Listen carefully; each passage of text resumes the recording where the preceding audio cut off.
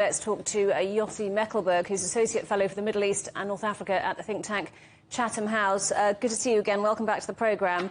So, as we were hearing there, we've seen 2 more hostages released by Hamas. What do you think that says about where we are in the conflict and what might happen next? Hello. This is the interesting thing because, on the one hand, everyone expects an Israeli military incursion, but at the same time, we see some moves to release hostages, and maybe this is part of Hamas delay tactics.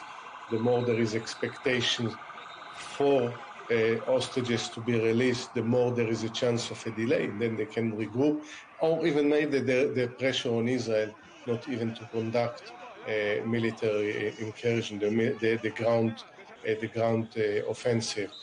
But bear in mind, there are around 220 hostages at the release of 2 every day.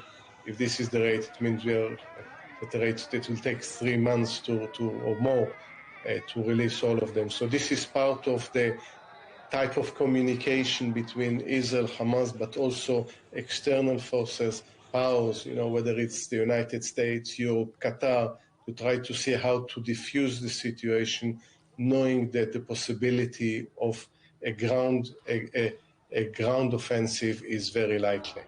So, given all that, do you think a ground offensive will now happen? Will it happen in the way that people initially thought it would? Well, that's the thing. I believe that the likelihood of a ground offensive is high. At the same time, probably different what we probably thought about it had it taken place 2 weeks ago. It might be more surgical that we expected. It might also, there is no doubt that the anger in the first few days, the call for revenge were so strong that it might have affected, or it was bound to affect, those who take decision.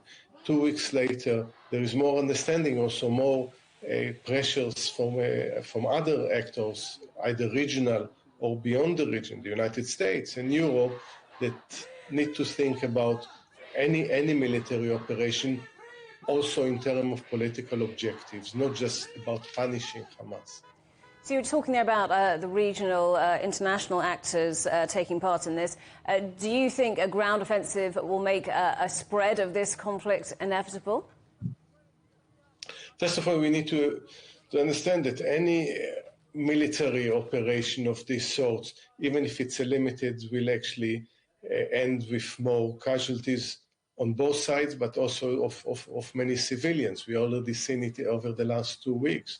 And the count of Palestinians killed is more probably around of 5,000, and any further operations will increase that. This will agitate the region among many countries.